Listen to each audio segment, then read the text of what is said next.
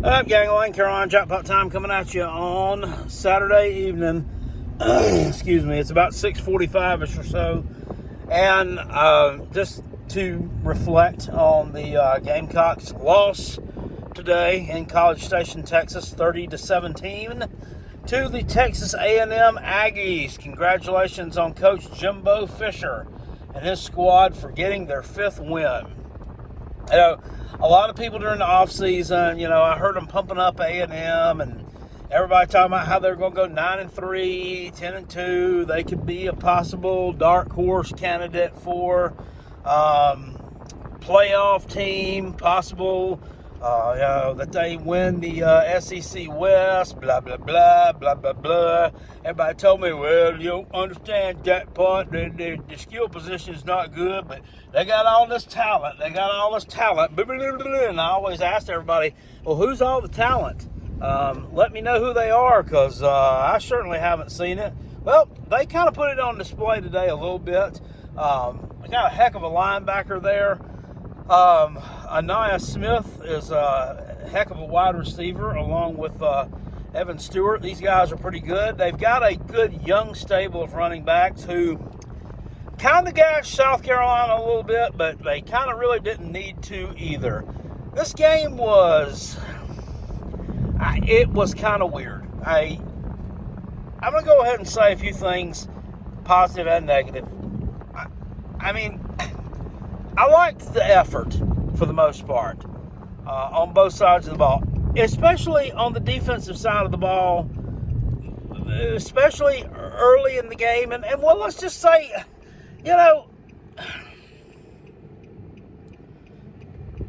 you kind of have got to learn to adapt to your surroundings sometimes, right? You kind of got to learn to, I guess, if you're a poor kid, you got to learn to play with the toys that you're able to play with, because that's all your parents can afford, right? So I'm going to say this with our defense. I was actually proud of the effort that they put up in today's ball game. They tackled well. They were physical. They got in the backfield. They disrupted Max Johnson as much as they could. I'm not going to besmirch them and bemoan these guys a whole lot, because we just don't have it this year, guys. We just don't have it. We have SEC level talent, but it's not the SEC level talent that you need to finish with a winning record, compete to be able to go to a high level or a New Year's Six type bowl game. We've got Tennessee 2017 Butch Jones level talent on this team. That's really what we've got. And then when you take away a lot of guys that are hurt, it even drops off worse than that. This injury situation it's not good. And I don't just mean that it's not good in the sense that these young men are hurt and we don't know what the timetable is on their return. That's not the part I'm talking about not being good. Obviously, it goes without saying that that's not good. It's not good that we've got guys dropping about every 5 plays. Someone sits down, somebody has to go down to a knee, somebody's riding off the field in a cart. Something's wrong. Something is seriously wrong. You have an offensive lineman today, Trey Jones, with a high ankle sprain. He has to ride off the field on the John Deere tractor. Don't know a timetable on his return. We saw Trey Knox get banged up today. We saw one of those defensive backs cramp up and have to get carried off the field. I realize it's hot. Okay, it's November and it's College Station, Texas, and it's hot. Well, guess what, guys? You coaches, some of these players have never been there before, but guess what? Never one of you's been there before, so you know what the hell it's like. These guys should be better conditioned than that by now. I just don't see this on other teams. And it may be because you're playing a lot of second-string guys right now, and maybe they're not as well conditioned as they should be. Maybe it's because you're playing some guys too many snaps, because you don't have the depth in some areas. I don't really know what the answer is to why, but something needs to be done about it.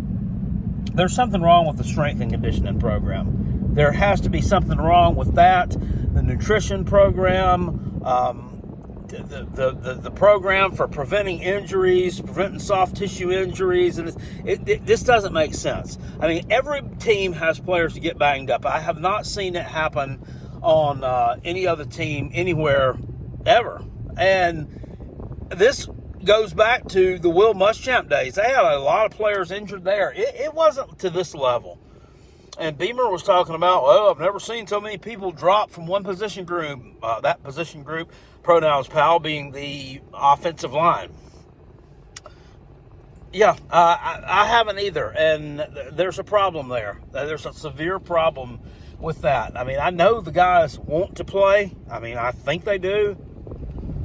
So, this is just a guessing game to me. Positives that I can take away from that game, other than they earned a Try Hard award. I don't think Spencer Rattler played particularly well today. He threw the ball away a lot, but ended up getting intentional grounding penalties. And I'm not one to sit here all the time and bitch about referees. But there were a lot. I mean, it seemed like 3 plays in a damn row. I mean, you're going to just continue to call that fucking foul. And in the meantime, they were dropping no handkerchiefs on Texas A&M during this entire time. And then they drop a couple of mercy ones at the end, like anybody gives 2 shits. The targeting penalty where DQ Smith was kicked out of the game was absolute total horse shit. I mean, the guy looked like, the kid that he hit kind of came up over the top of him. So they said they kicked DQ out as a preventive measure. It was so that he wouldn't get hurt. To teach him a lesson, to tackle better so that he doesn't get hurt. It looked like a formed tackle to me. I mean, he didn't lower his head, he didn't lower the crown of his helmet into that player. That's just absolute horse shit. So, you can get down in the comment section if you want to and argue with me. No, Jackpot, that was the right call. No, it wasn't. Not the way I saw it wasn't. I think it was BS. And, even at that, if you do have to flag him for something for that, give him a 15-yard penalty for whatever, unsportsmanlike conduct. I don't know. I mean, you can give him some kind of penalty where he doesn't have to be kicked out of the game if you're trying to do it for his protection. If he's, lowering his head in and launching it in and hitting someone in the chest or head-to-head with the crown of his helmet, then sure, he needs to be removed from the game. He needs to get the 15-yard targeting penalty, and he needs to learn a lesson. But this is just, that was just asinine. Removed from the game, and then he's got to sit out the first half of next week's game against Jacksonville State. We're going to need him. And everybody says, well, it's just Jacksonville State, Jackpot. What you going to need him for? They need him. Trust me, they need him. Jacksonville State is a red-hot team. What are they, like 6-2? Granted, they haven't played anybody, but, I mean, they're winning their games, and we're not. So it's going to be an interesting situation. Offensive line play, piss poor, just like I thought it would be. Mario Anderson Jr. did gain, I think, about 68 yards on the ground, which was a surprise to me. A lot of it in the second half. I mean, I guess they started to wear on Texas A&M's defensive front a little bit. Just a lot of pressures. They were credited with 4 sacks. I don't remember them putting Spencer Rattler on the ground 4 times. I think I mean, correct me if I'm wrong, and I may be incorrect about this rule. You get credit for a sack when it's an intentional grounding. I think you may. So that's probably where those numbers come from. But with our defensive line, they registered 3 sacks and a ton of tackles for loss, which is an encouraging sign. There are some encouraging signs to take away from this ball game. Nick Harbor is another encouraging sign to take away from this ball game. 9 catches, I think, for like 89 yards. Maybe it wasn't quite that. Maybe it was 6 for 59 yards. I think it was 6 for 59 yards. So almost a 10 yard per completion average for him. He had a drop too. And that's another thing. lots of uncharacteristic drops in this game by these kids that, Rattler was having enough problems getting passes off. So you can't drop the ones that he does put right in your hands. And this young kid, this number 21, Tyshawn Russell, I like him. He seems like a good kid. Caught a touchdown pass in the Furman game. Little bro needs to spend some time on the jugs machine, because he can't catch a damn ball when it gets put in his hands to save his life. I mean, he's just not. I know he doesn't mean to do it on purpose, but he needs some reps. I know he's got some speed to him. I know he's a good player, so he needs to be able to look those balls in and catch them when they put them in his hands. But Nick Harbor was making some plays today. This was his best game as a Gamecock by far. He didn't make the long receptions for the long chunk yardage like he did in that game against Florida. He caught a long pass. But this was definitely the one where he got the most, he saw the most targets, and he made the most of them. He played very well. I was kind of involved in an argument last night. Well, not so much an argument. It was kind of banter back and forth on another Gamecock channel here, the Twisted Tailgate channel. And he and I kind of take opposite views of Spencer Rattler, and he kind of thinks that, the season is lost, which it is in all likelihood. They're sitting here at 2-6. They've got to win out their final 4 games to be bowl eligible. Looking at those games, all 4 of them are winnable. All 4 of them are also losable. Depending on what happens tonight, I think Kentucky's the toughest team that you play the rest of the season. It's not Clemson. So, you taterheads can just get that out of your brain right now. More on you in just a minute. But we're all kind of involved in this roundabout discussion. He thinks that, it's the coach should do the right thing and tell Spencer Rattler it's time for you to sit down and, so you can focus on your future. You're going to get killed behind this crappy offensive line, blah, blah, blah. But thank you for what you've done. And let the young kid, Lenore Sellers, have his turn at quarterback. To me, if you're doing that, it's a defeatist attitude, and you are waving the white flag of surrender on your season. And not saying Lenore Sellers is not a good player. He's not the guy to lead you to victories in your last 4 games. He's also not preparing himself for an NFL draft coming up after the season is over with. And NFL owners, scouts, what have you, will look at Spencer Rattler unfavorably if he decides to accept a chance to sit on the bench the final 4 games. They're not going to go for that. They're not going to like it. And he's a competitor. He's not going to do that. And I think you saw today one of the positives towards having him as our quarterback these final 4 games, this kid, Nicholas Harbor. This kid may end up being, it's possible that this guy, with his combination of size and speed and burst, if he has that, which I think he does, it's possible that he may end up being the best player to ever play at the school. Seriously, he's that much. He is a freak. That blend of size and speed, you don't teach that, and you don't find it anywhere else. So you need someone to try to help make him as a freshman. Spencer Rattler is the right quarterback, the right leader to help make Nick Harbor this year. It's not Lenora Sellers. It's not a true freshman quarterback. It just ain't. You wave the white flag of surrender if you put him in there and let him be your quarterback in the final 4 games. And it's not a knock on Lenore Sellers. He's a really good kid. He's a good player. He's got a ton of potential. He's got all kind of energy about him. He brings a different skill set to the game. I realize that, but he does not give you the best chance to win ball games. Point blank. He's not going to. So they need to stick with what they've been sticking with there. As far as the the rest of the season goes, I just hope these guys that are banged up are able to get back. The Juice Wells, I have, I don't think we'll ever see him in a Gamecock uniform again. Hopefully Xavier Leggett is ready to go next week. And props to him. He went out there and played today. He did not look good. He didn't look like himself. He was gimping around. I saw him gimping around, and then he goes and he lines right back up. Because that's just what he does. He's tough like that. He didn't need to be playing today. From what I saw, he was not able to do the things that he normally does. So from that standpoint, my hat's off to him. He's one of the tough ones. Mario Anderson Jr. is also a tough player. He's tough to bring down.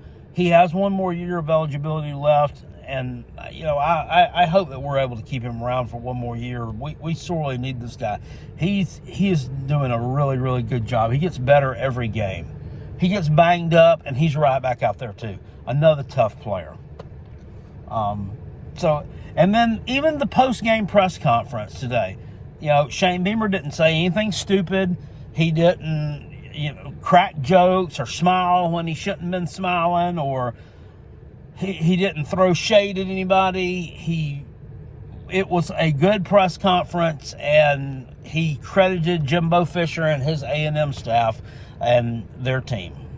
And he complimented their team, especially on the defensive side of the ball, especially from a line of scrimmage perspective. So I'm not going to sit here and throw a ton of shit at South Carolina for the performance today. I mean, if there's one thing that they did that made me mad when it was over, I had two things going on. I had actually picked A&M to cover the spread when it was at 14 for our contest of the Rob and Kell Show. And I also had picked the game to go over the total of 50.5 points.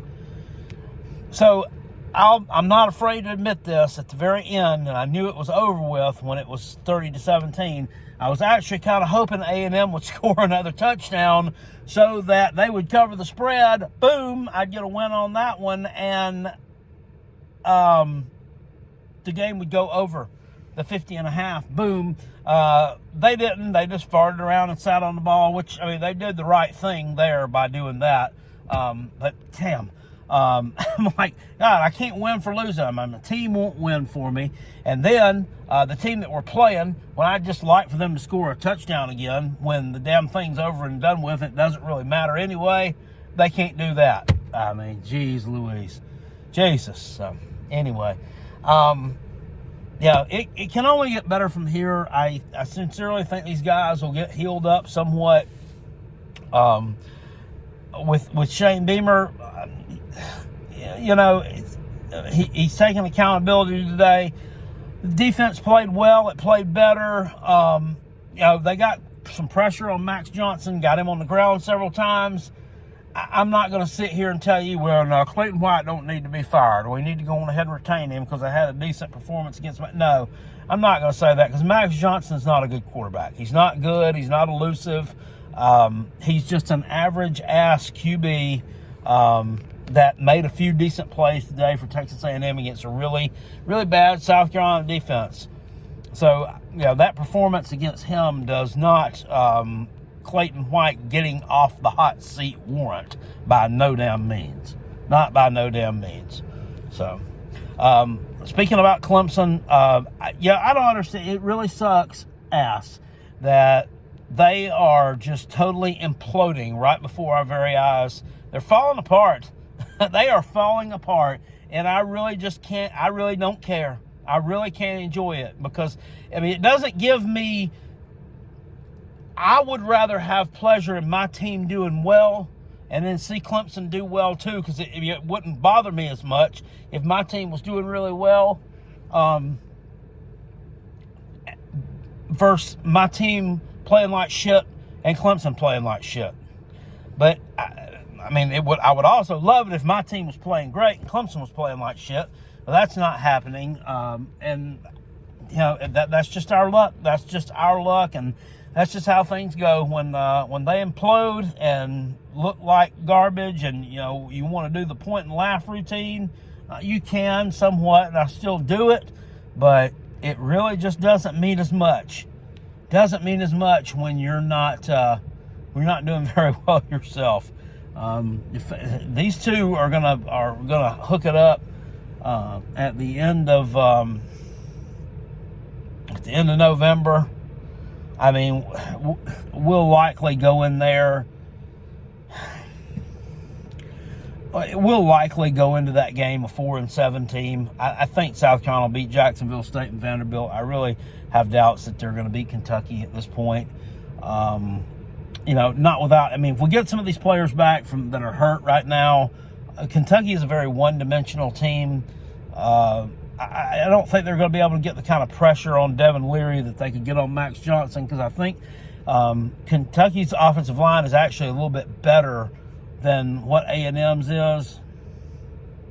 But Clemson is just, oh my God, I don't know what they're a fumbling machine. They're a turnover machine. One of their fans actually commented, "Well, we outgained them in the stats. We just had a bunch of turnovers." Well, I don't care, dummy. I don't care. It don't matter. It doesn't matter what kind of great stats you put up. If you can't control your turnovers, you're not going to win games. So it doesn't really matter. It don't really matter. I mean, you wouldn't sit there and say, well, I mean, they outgained us by 150 yards, but we didn't have no turnovers. I mean, you wouldn't reverse brag about it. So why are we going to talk about that? Just stupid. Absolutely dumb. Oklahoma goes down today. I wasn't surprised. These undefeated teams, you got to look at these undefeated teams and say, they're going to lose somewhere. Where is it going to be? You're only going to have a few of them left standing. Penn State barely scrapes by their little Nittany Lion britches. Indiana, really? Indiana is, I mean, I can understand you playing a game like that with, I don't even know, like a Nebraska or a freaking, even a Purdue or somebody, but fucking Indiana? They're one of the worst teams in the Power 5. Geez, I don't know what's going on with college football this year. You got Virginia beating North Carolina. I think they might have beaten Miami today, too. You got Indiana almost beating Penn State.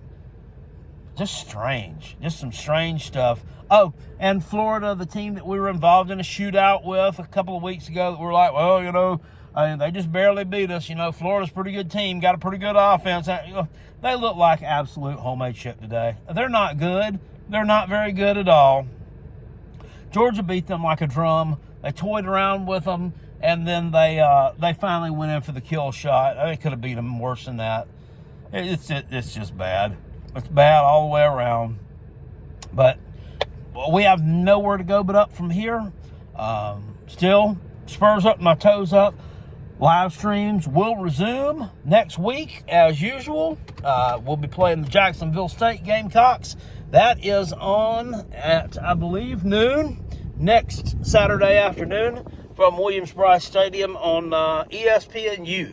Somebody was trying to throw shade at us and say, you're a shitburger if you get put on ESPNU. And not really. I mean, it's an ESPN network, ain't it? I mean, it's not like you get shoved on ESPN Plus, where it's not even really on the main feed for most people's cable. So I'm like, just shut up. Some people don't even know what you're talking about. Anyway, Spurs up to my toes up still. Go Gamecocks. Go Coach Beamer. And I don't know what to tell you guys. Should have wore your wristbands and had them stolen signals in them today. Woo!